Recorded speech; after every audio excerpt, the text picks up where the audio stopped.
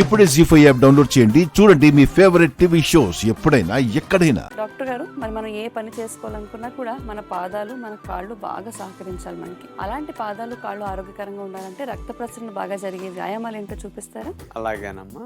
చాలా మందికి కూర్చుని పనులు చేసుకోవటం వల్ల పాదాల నొప్పులు ఎక్కువ, మడాల నొప్పులు ఎక్కువ ఉంటున్నాయి. కాస్త రక్తం కిందకి దిగి పైకి ఎక్క గూడు కట్టినందువల్ల కాళ్ళ పాదాలలో పోట్లు మంటలు కూడా ఎక్కువ ఉంటుంటాయి. అలాంటి వాటి నుంచి ఉపశమనం పొందటానికి టెన్నిస్ బాల్ లాంటి బాల్ సహాయంతోను, ఇంట్లో ఉండే ఎత్తాటి కొద్దిగా చిన్న బ్రిక్స్ తోను మనం వాటిని ఉపయోగించి ఒక 5-6 రకాల వ్యాయామాలు సింపుల్ గా చేసుకోవచ్చు. అవి చూడండి. పాదాల ఆరోగ్యాన్ని పెంచే 3 వ్యాయామాలు ఇప్పుడు మనం చూడబోతున్నాం. ముందుగా 2 లైట్ వెయిట్ బ్రిక్స్ లాంటివి తీసుకుని దాని మీద పాదం పెట్టేసి మనం నుంచోవాలి. బ్యాలెన్స్ ఉండదనుకునే వారు పక్కన ఏదన్నా గోడ కానీ ఏదన్నా పిల్లర్ కానీ సపోర్ట్ తీసుకునేటట్టు కూడా నుంచోవచ్చు. ఇప్పుడు ఇక్కడ చూడండి, రాయి చివరి భాగంలో పాదాలు పెట్టి మనం అట్లా నుంచోవాలి. బ్యాలెన్స్గా ఉండటం కొరకు 2 చేతుల్ని నడుము మీద అట్లా పెట్టేసుకుంటాం. ఇక మడాన్ని రాయి హైట్ కంటే ఇంకా కిందకి దిగేటట్టు మనం అట్లా పాదం మంచి కిందకి దిగాలి.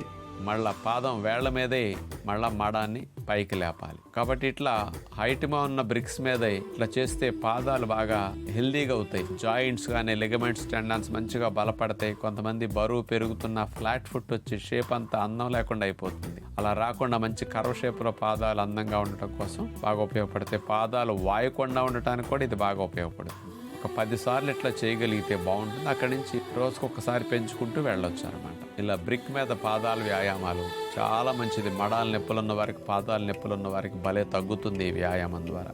ఇక రెండవది, ఒక చిన్న బాల్ తీసుకుని పాదం కింద ఆ బాల్ని పెట్టి పాదంతో బాల్ని నొక్కుతూ అట్లా క్లాక్ వైజ్ తిప్పాలి. ఆ తర్వాత పాదంతో బాల్ని అట్లా ప్రెస్ చేయాలి. కుడి పాదంతో ఇట్లా ఒక 5-6 రౌండ్స్ ఇటు, 5-6 రౌండ్స్ యాంటీ క్లాక్ వైజ్ చేసి అట్లా ప్రెస్ చేయటం కూడా చేస్తే కుడి పాదానికి వ్యాయామం అవుతుంది.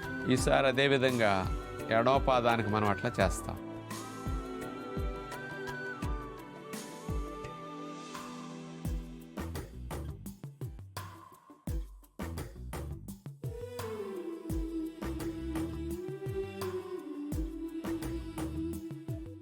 ఇక చివరిగా 3వ వ్యాయామంగా కాలి గుత్తి భాగం మధ్యలో బాల్ని అట్లా పెట్టుకుని బాల్ పడిపోకుండా 2 కాళ్ళతో ప్రెస్ చేసేసి బాల్ని చేతులు నడుము మీద పెట్టేసి పాదాలు వేళ్ల మీదే మనం పైకి మడాలని లేపేసేయాలి. మళ్ళా దిగాలి, మళ్ళా పైకి లేవాలి, దిగాలి. ఇందాక హైట్ ఉన్నప్పుడు నేల కంటే ఇంకా కిందకి దిగుతుంది కాబట్టి అదొక వ్యాయామం. ఇప్పుడు ఇక్కడ నేల మీద నుంచే పైకి లేవటానికి మంచి వ్యాయామం. ఈ 3 వ్యాయామాలు చేయటం వల్ల పాదాల షేప్ చాలా బాగుంటుంది.